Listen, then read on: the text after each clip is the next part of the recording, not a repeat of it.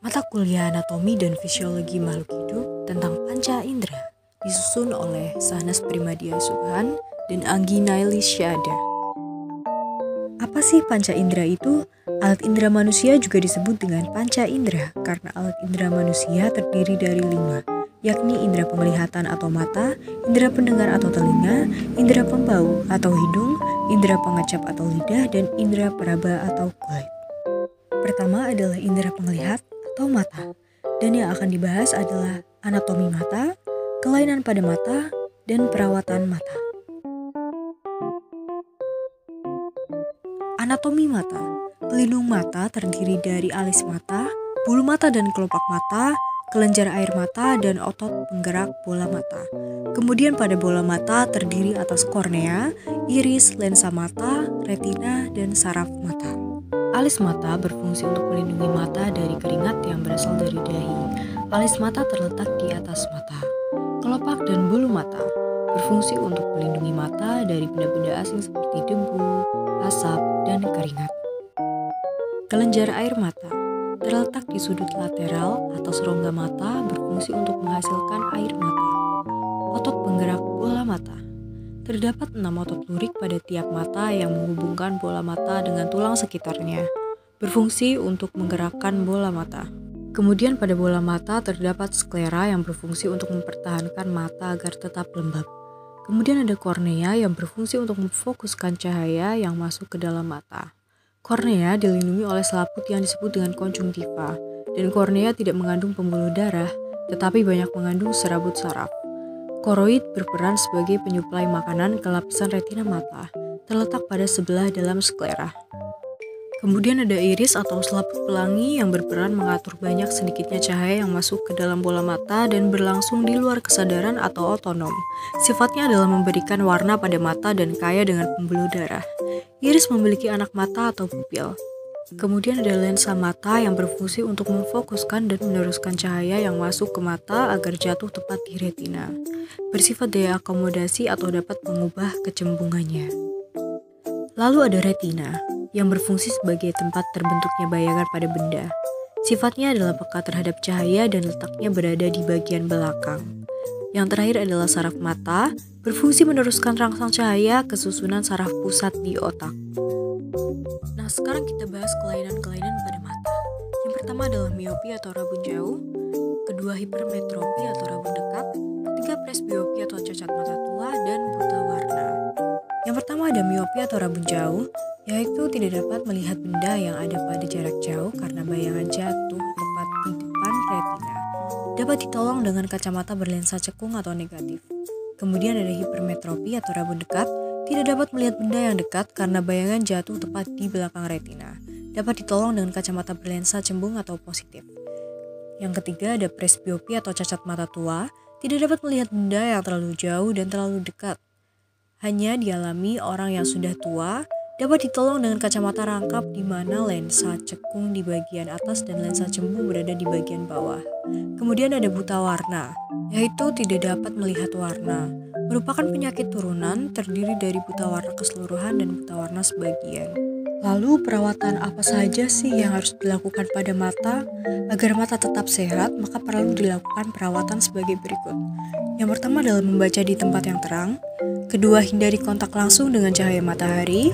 Yang ketiga, tidak membaca terlalu dekat atau terlalu jauh. Dan yang terakhir adalah mengonsumsi makanan bervitamin A. Pembahasan yang kedua adalah indera pendengar atau telinga. Yang akan dibahas di sini adalah anatomi telinga, cara kerja telinga, kerusakan pada telinga, dan perawatan pada telinga. Anatomi telinga. Telinga berfungsi untuk mendengarkan suara dan menjaga keseimbangan tubuh. Bagian-bagian telinga yaitu telinga luar, telinga tengah, dan telinga dalam. Telinga luar terdiri atas daun telinga yang berfungsi untuk menangkap gelombang suara yang masuk ke telinga, lubang telinga, berfungsi untuk jalan masuknya suara ke telinga, dan yang terakhir adalah saluran telinga yang berfungsi untuk menghubungkan antara telinga luar dan telinga tengah. Telinga tengah dan tulang-tulang pendengaran. Selaput pendengaran biasa disebut dengan gendang telinga, akan bergetar jika ada suara yang masuk melalui saluran telinga. Kemudian ada saluran eustachius. Saluran yang menghubungkan telinga dan mulut berfungsi untuk mengatur keseimbangan tubuh. Tulang-tulang pendengaran terdiri atas tulang martil, tulang landasan, dan tulang sanggurdi. Kemudian ada telinga dalam yang terdiri dari tingkap jongkok, tingkap bundar, saluran setengah lingkaran, dan rumah siput. Pada rumah siput terdapat cairan limfa yang akan bergetar bila ada bunyi dan getaran tersebut merangsang ujung-ujung saraf yang berhubungan dengan saraf-saraf pendengaran yang kemudian dilanjutkan ke otak.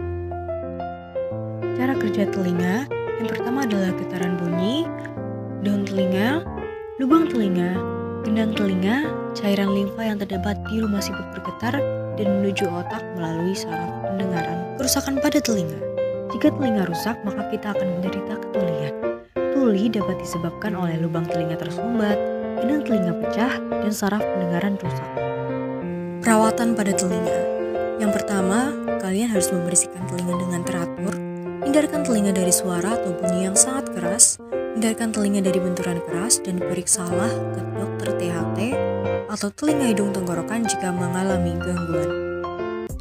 Indra pembau hidung, submateri anatomi hidung, cara kerja hidung, kelainan pada hidung, dan perawatan pada hidung. Anatomi hidung. Hidung berfungsi sebagai indera pencium dan alat pernafasan. Bagian-bagian hidung yaitu lubang hidung, batang hidung, dan rongga hidung. Rongga hidung terdiri dari rambut hidung yang berfungsi untuk menyaring udara yang dihirup dan lapisan lendir yang berfungsi sebagai pelembab. Cara kerja dan kelainan pada hidung. Cara kerja hidung. Zat yang berbau dapat tercium oleh hidung jika telah sampai ke rongga hidung. Kemudian, ujung-ujung saraf pencium terangsang dan disampaikan ke otak sehingga kita dapat mencium baunya.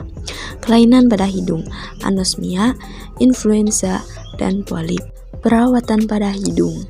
Membersihkan hidung dengan teratur, menutup hidung saat di tempat yang bau atau berdebu, dan hindarkan hidung dari benturan dan periksakan ke THT jika mengalami gangguan. Indra pengecap lidah.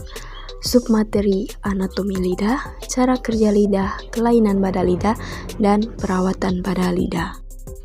Anatomi lidah. Permukaan lidah terdiri dari papila yang di dalamnya terdapat saraf pengecap dan selaput yang berlendir. Bagian lidah berdasarkan kemampuan ujung-ujung saraf pengecap rasa manis, asin, asam, dan pahit. Fungsi dan kerja lidah. Fungsi lidah. Lidah sebagai indera pengecap, alat berbicara, pengatur letak makanan saat dikunyah, dan membantu menelan. Kerja lidah. Makanan dan minuman yang masuk ke mulut dapat merangsang saraf-saraf yang ada pada lidah. Kemudian, saraf akan menyampaikannya ke otak. Perawatan lidah. Penyakit yang sering mengganggu lidah adalah sariawan dan radang lidah. Agar terhindar dari sariawan atau radang lidah, kita harus menjaga kesehatan lidah dengan melakukan hal sebagai berikut. 1. Hindari konsumsi makanan dan minuman yang terlalu panas dan dingin. 2. Makan sayur dan buah. 3. Periksa ke dokter jika mengalami gangguan. Indra peraba kulit. Submateri anatomi kulit, fungsi kulit, cara kerja kulit, penyakit pada kulit, dan perawatan pada kulit. Anatomi kulit.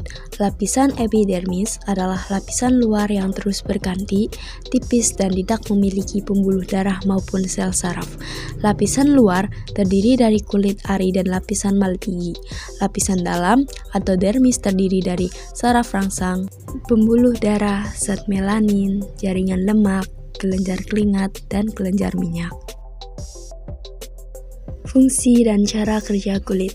Fungsi kulit. Kulit sebagai indera peraba, pelindung tubuh, dan bagian tubuh yang penting untuk keindahan. Cara kerja kulit. Jika menyentuh benda maka akan timbul rangsang. Rangsang tersebut akan diterima oleh reseptor kulit yang kemudian disampaikan ke otak sehingga kita dapat meraba yang disentuh. Penyakit dan perawatan kulit. Penyakit pada kulit, ada panu, kurap, alergi, dan lain-lain. Perawatan pada kulit. Mandi dengan teratur dengan sabun dan air bersih, gunakan sunblock atau sunscreen SPF tinggi, makan sayur dan buah, makan makanan mengandung vitamin D. Kesimpulan, mata mempunyai reseptor khusus untuk mengenali perubahan sinar dan warna. Sesungguhnya yang disebut mata bukanlah hanya bola mata, tetapi termasuk otot-otot penggerak bola mata, kotak mata, kelopak mata, dan bulu mata. Telinga mempunyai reseptor khusus untuk mengenali getaran bunyi dan untuk keseimbangan tubuh. Ada 3 bagian utama dari telinga manusia, yaitu bagian telinga luar, telinga tengah, dan telinga dalam. Kulit merupakan indera peraba yang mempunyai reseptor khusus untuk sentuhan, panas, dingin, sakit, dan tekanan. Kulit terdiri dari lapisan luar yang disebut epidermis dan lapisan dalam yang disebut lapisan dermis. Lidah mempunyai reseptor khusus yang berkaitan dengan rangsangan kimia. Permukaan lidah dilapisi dengan lapisan epitelium yang banyak mengandung kelenjar lendir. Dan reseptor pengecap berupa tunas pengecap lidah berfungsi sebagai pengecap rasa dan sebagai pembantu dalam tindakan berbicara.